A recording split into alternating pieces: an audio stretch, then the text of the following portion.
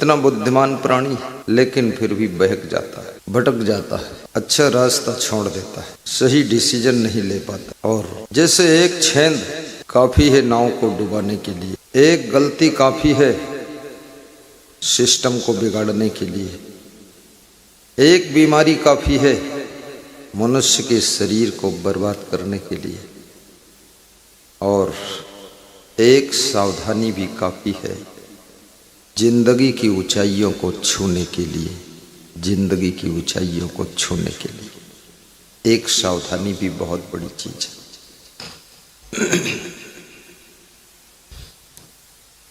कहीं कहीं लिखा रहता है कि सावधानी हटी दुर्घटना घटी।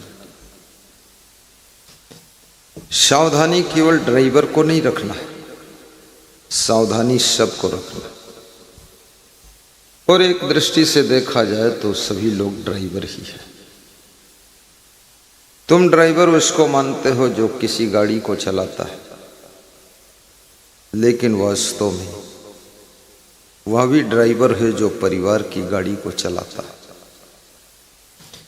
जो राजनीतिक पार्टी की गाड़ी को चलाता है, जो आश्रम की गाड़ी को चलाता है, जो संत मंडली की गाड़ी को चलाता है, और जो भक्त मंडली को चलाता है, वो भी ड्राइवर ही है।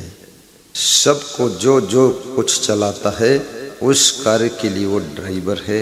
और याद रखना, ड्राइवर अगर कुशल है तो यात्रा सफल है, और ड्राइवर अगर फेल है तो यात्रा भी फेल है, यात्रा भी फेल है।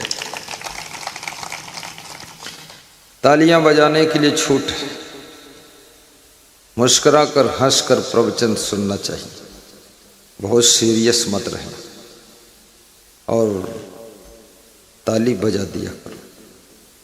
जब लगे कि बात फिट है ताली बजा दो, लगे कम फिट है तो मुस्कुरा दो, और लगे कि बिल्कुल दिल के इस पार से उस पार निकल गई तो फिर हंस दो, ठहाका लगा। ये सत्संग सुनने का तरीका होता है। सबको कोई न कोई गाड़ी चलाना पड़ता है, और सब गाड़ियों में से कठिन गाड़ी है। एरोप्लेन चलाना भी आसान, ट्रेन चलाना आसान है, लेकिन याद रखना परिवार की गाड़ी को चलाना बहुत कठिन है। महाराजा दशरथ भी परिवार की गाड़ी को चला रहे थे, चक्रवर्ती सम्राट थे, बहुत बड़ा उनका राज्य विस्तार था, लेकिन आखिरी में परिवार की गाड़ी में वो फेल हो। परिवार की गाड़ी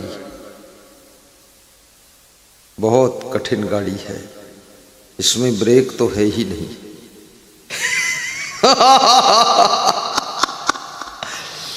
और विवेक भी नहीं है, ब्रेक भी नहीं है और विवेक भी नहीं, और बड़ी ऐंचा खैंची की गाड़ी है। कभी कभी पत्नी भी वो अपनी चाल में चलती है। तुम आगे चलने का गियर लगाते हो, पत्नी पीछे वाला बैक गियर लगाती है, गाड़ी वहीं वहीं खड़ी रहती है, आगे बढ़ती नहीं। कभी तुम्हारे बच्चे भी उल्टा गियर लगाते हैं, तुम ब्रेक लगाते हो गियर लगाते हैं, पूरी गाड़ी लड़खड़ा रही है।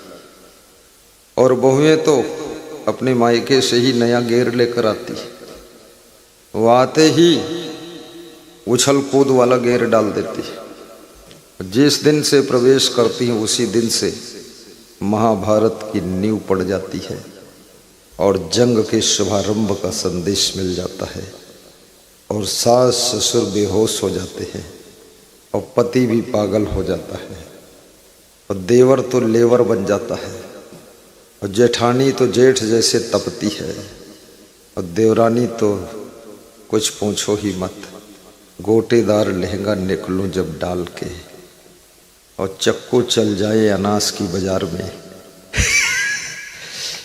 पूरा घर अलग अलग ड्राइवर है, अलग अलग सब इंजन है, और जिन घरों में एक व्यक्ति ड्राइवर है, बाकी सब कोई गार्ड है, कोई पैसेंजर है, एक व्यक्ति के नेतृत्व में, एक व्यक्ति के दृष्टिकोण में जो परिवार जुड़ा हुआ है, वो परिवार कभी जिंदगी के युद्ध में हारता नहीं है। वो परिवार कभी भी नहीं हारता है, जीतता चला जाता है। इसलिए गाड़ी भैया धीरे गाड़ी हाँको, बैठन वालो राम। और यहां तो ऐसा हो गया है, हाँकन वालो रावण और बैठन वालो कुंभकर्ण। गाड़ी अटपटी चल रही है। ये परिवार की गाड़ी डिस्टर्ब हो जाएगी। किसी को बिजनेस की गाड़ी हाँकना पड़ रहा है और कितने लोगों को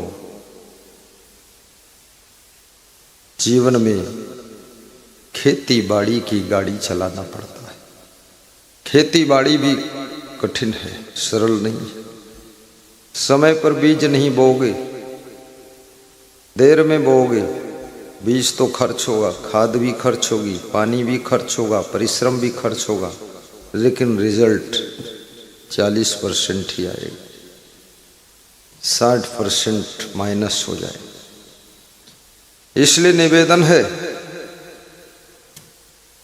जीवन में याद रखो, समय पर बुआई कीजिए। समय से पहले भी बो दोगे तो भी रिजल्ट कम हो जाएगा, माइनस हो जाएगा। समय से पहले अगर फल तोड़ लो तो कच्चा है, उसमें स्वाद नहीं, टेस्ट नहीं, वो रस नहीं है। और पकने की बाद भी फल न तोड़ो तो वो फल सड़ जाएगा। बहुत देर में तोड़ोगे तो फल में कीड़े निकलेंगे, रस नहीं निकलेगा, कीड़े। इसलिए समय पर फल तोड़िए। समय पर शादी भी कीजिए। अपने बच्चों की, बेटियों की, बेटों की शादी समय पर। सरकार ने कहा है कि 18 साल की लड़की हो, 21 साल का लड़का,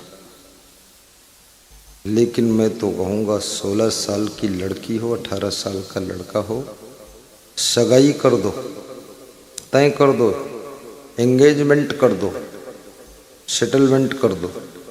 और ज्यों ही 18-21 में प्रवेश करें त्यों ही फाइनल कर दो। कम से कम सगाई कर दोगे तो उनके अंदर इंतजार की शक्ति पैदा हो जाएगी और सही लाइन पर रुके रहेंगे। अगर 29 साल की बेटी और 42 साल का बेटा, तब तक वे न जाने कितने बिगड़ भी सकते हैं, क्या हो सकता है, किसके साथ भाग सकते हैं। बच गए तो बच गए, नहीं तो वासना के आंधी तूफान में उड़ जाएंगे। इस वासना के तूफान को नियंत्रित करना, याद रखना, इंद्र भी नहीं कर पाया था। इसलिए इंद्र की पूजा बहुत कम होती है, क्योंकि इंद्र गौतम ऋषि के यहाँ रात के अंधेरे में घुस गया था और गलती कर बैठा। बड़े बड़े देवता फिसल जाते हैं, देवियां फिसल जाती हैं, कितने साधु संत फिसल जाते हैं। बहुत हनुमान जी बने थे ब्रह्मचारी, और कहीं मन ऐसा भटक गया कि अब लंगोट तो हट गया, चड्ढी पहन लिया, बात खत्म हो। इसलिए साधु को निरंतर साधुओं के साथ रहना चाहिए। साधु जब साधु के साथ रहता है तो साधु का मनोबल बढ़ता है, साधु की हिम्मत बढ़ती है, क्योंकि जिनके साथ रहोगे उनका तुम पर असर पड़ता है, प्रभाव पड़ता है। मैं हमेशा साधुओं के साथ रहता, जब से मैं साधु बना हूँ हमारे आसपास साधु ही साधु रहता है। 25-30 साधु तो रखता ही हूँ, कभी कभी 35 भी रख लेता हूँ। टोटल तो 70, 80, 90, 100 कर देता कि हमको घेरे रहो चारों तरफ से, बाउंड्री बनकर रहो साधु लोग। और साधु संत को रखना भी आसान चीज नहीं, क्योंकि साधु संत वो भी त्यागी बैरागी है, वो भी मेरे जैसा ही है। ये सब मेरे जैसे ही लोग बैठे, इनको देख लो गौर से। हाँ, बस कपड़े भी एक जैसे हैं, साधना तपस्या सब एक जैसी है, बस इतना अंतर है। थोड़ा वो कम समय से खिचड़ी पका रहे, हम बहुत देर से खिचड़ी पका के खीर बना दिए। साधु संत को बहुत प्रेम चाहिए, अनुशासन भी चाहिए, रोज ज्ञान चाहिए। गुरु माता पिता का रूप धारण करता है तभी साधु संत रह पाता है। माँ कभी बच्चे को थप्पड़ भी मारती है, लेकिन फिर उठाकर ले जाती है नल के पास में, मल मल कर स्नान भी कराती है, फिर तेल मालिश करती है बच्चे के, और फिर कपड़े पहनाती है, और फिर उसके गाल में भी काजल लगा देती है थोड़ा, और फिर उसके पेट में थोड़ा अंगुली से गुदगुदा देती है तो बच्चा हंसता है, माँ खुश हो जाती है। ऐसे माँ की तरह शिष्यों का, संतों का पालन पोषण जो करना जानता है वही संतों को रख सकता है, बाकी लोग कोई संत को रख नहीं पाएंगे, बहुत कठिन है। संत महात्मा भी अपने गुरु में माता पिता का रूप देखता है। पिता नहीं परम पिता, माता नहीं जगदम्बा का रूप देखता है।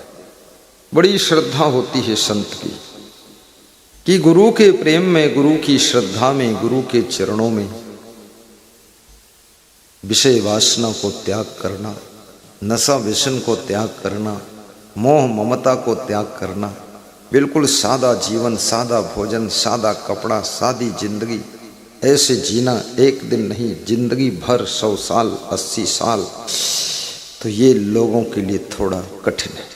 लेकिन जिसको इस साधना का स्वाद मिल गया, जिसको इस तपस्या के पथ पर चलने का अवसर मिल गया, और जिसको गुरु के चरणों में रहने का अवसर मिल गया, याद रखना उसका जीवन फिर कहीं मन लगता ही नहीं है। फिर तो गुरु की याद आती है कि उन्हीं के साथ जाऊं, उनके साथ रहूं। जीवन में कभी नहीं बोला था पिताजी आपका आशीर्वाद मेरे ऊपर है, अब बोलने लगे पिताजी आपका आशीर्वाद है। मेरे मन में बहुत सारी बातें याद आती है कि आदमी कितना विचित्र प्राणी है। गौर से देखो, जो पिता और माता तुमको मकान देता है, जमीन देता है, सामान देता है, गाय देता है, भैंस देता है, ट्रैक्टर देता है, ट्राली देता है, उस ट्रैक्टर के पहिया को तुम धोते हो, ट्रैक्टर को धो लेते हो, लेकिन माँ बाप को स्नान करना हो तो उनकी पीठ नहीं धोते हो तुम। जो माँ बाप ने तुमको भैंस दिया, भैंस देने वाला बड़ा है कि भैंस बड़ी है, उस भैंस की पीठ को मल मल कर स्नान कराते, उसका गोबर उठाकर इधर से उधर ले जाते, लेकिन माँ बाप को स्नान करने के लिए एक बाल्टी पानी नहीं देते। पूरी भैंस दिया था तुमको, माँ बाप की कीमत भैंस जितनी भी नहीं रखी तुमने। अरे भैंस उन्होंने दी है, ये घर भी दिया है। और जिस दिन से लोग विवाह करते हैं और बच्चे पैदा हो जाते हैं, उसी दिन से पति पत्नी अपने लिए जिंदगी जीना बंद कर देते हैं, अपने बच्चों के लिए जिंदगी जीना शुरू कर देते हैं, और बच्चों की चिंता करते हैं, बच्चों के लिए काम करते हैं, दिन रात मेहनत करते हैं। इसलिए बच्चों की जिम्मेदारी बनती है। एक दिन अगर होटल में रात भर ठहरो तो 2000 का किराया लगता है, और तुम्हारे माता पिता के बनाए हुए मकान में तुम 40 साल से ठहर रहे हो, 40 रुपया किराया नहीं दिया है, तो कम से कम चरण छूकर धन्यवाद दे दिया करो। बोलिए सदगुरु भगवान की जय। जिस माँ ने अपना दूध पिलाया, कम से कम उस माँ को गाय भैंस का दूध पिला दिया करो।